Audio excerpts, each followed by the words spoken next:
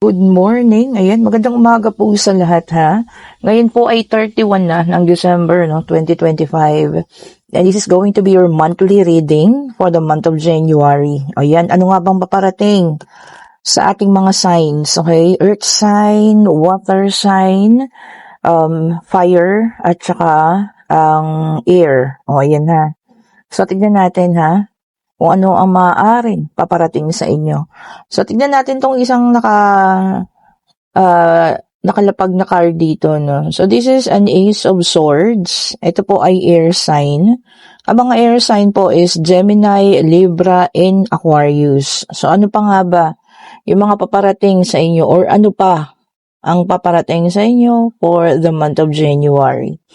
Okay po, so we're using our white tarot card. Ayan. Huwag yun ang pansinin ng aking mga nails. Ayan.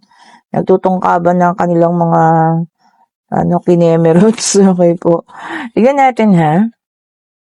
Let's take a 4 spread cards. Yung favorite ko. O, diba? Lagi ko namang ginagawa ay 4 spread. Ayan. Sige, tignan natin. Ace of Swords also nga pala, no? This is for mental clarity. So, ibig niyan sabihin dito, magkakaroon na ng paglinaw yung mga bagay-bagay. Kung itong 2025, parang merong malabo para sa'yo or hindi mo siya ganun ka maintindihan. So, this coming January 2026, medyo may paglinaw na. So, kung ano man yung pangyayari na yun, na parang naging teka, ba't parang ang labo nito? Parang hindi ko maintindihan. Ayun po, ha? So, kung sino man sa inyo nakaranas nun, so lilinaw siya ngayong 2026. Okay po? And gusto niyo ba ang ating math? Siyempre, para mga paputok, diba? Pinalitan ko na because hindi na Christmas. So, diba? New Year na ang ating sasalubungin. And there is a Queen of Wands. Okay? Sige, tignan pa natin. There is also a Knight of Wands. Okay? Check pa natin. There is the Magician. And nandito rin ang ating 5 of Cups. Okay po. Ayan. Ayusin lang natin. So, dito sa 4 spread, sa unang 4 spread card. Ayan. So, sa nakikita ko dito, na patuloy pa rin naman ang pagiging masipag mo. O, ayan ha. But there's somebody here na talagang gusto niya nang bumalik sa'yo. Ayan may kalungkutan, pag naaalala ka niya, hindi niya maalis sa isip niya yung mga bagay na ginawa niya sa'yo. Gagawa ng pag-aksyon, ayan ha. So, kung sino man itong tao na to, he will do some actions para magkaroon kayo ng communication po. Ito kasi mabilis, na pagbabalik. So, meaning, baka maaring puntahan ka na niya, dalawin ka na niya, or kung nasaan ka man, hahanapin ka niya, or uunahin niya muna makipag-usap sa'yo, Kailangan aksyonan niya na. Niisip niya kasi, kailangan gawin ko na to ngayon na. This is the time. Ito na yung moment.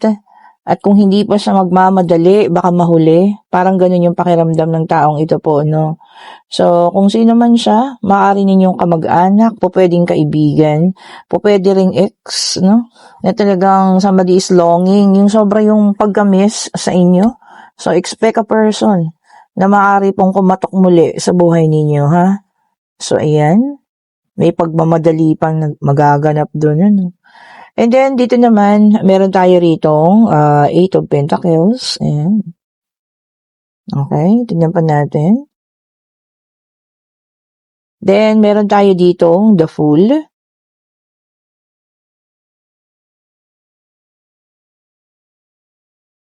And, meron tayong Queen of Swords. Oh.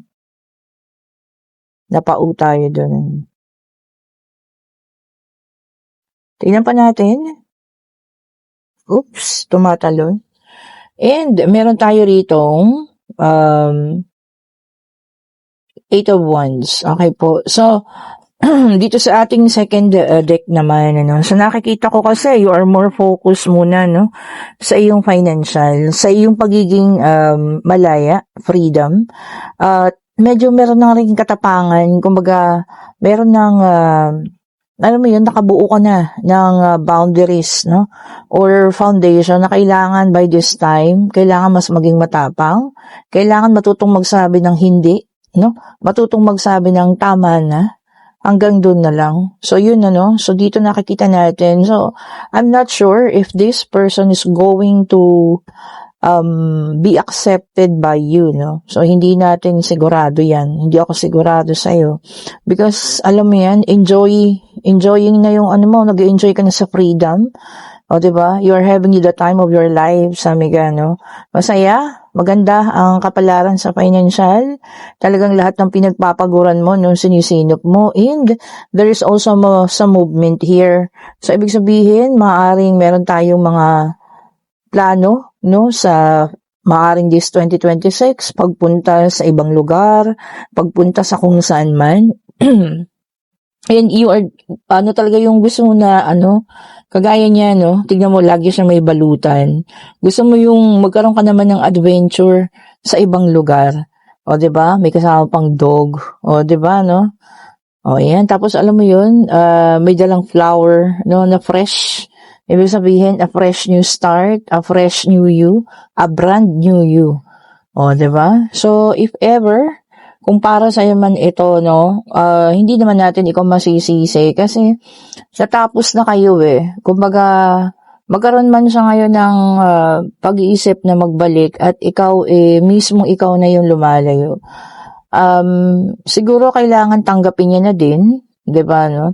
Kailangan, mag-focus din siguro siya sa sarili niya, kagaya ng ginagawa mo. Love yourself first, diba? Sabi ko nga palagi, unahin palagi ang sarili, no? Kahit anumang nangyari, siguro ang mai-offer mo lang, sa tingin ko rito is friendship. At hanggang dun na lang po yun.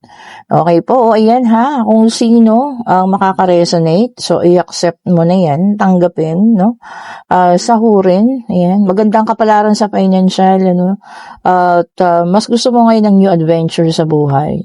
You're not longing sa mga past o sa mga nakaraan po.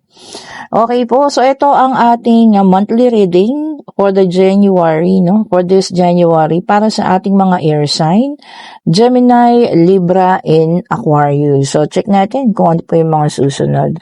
Thank you so much po.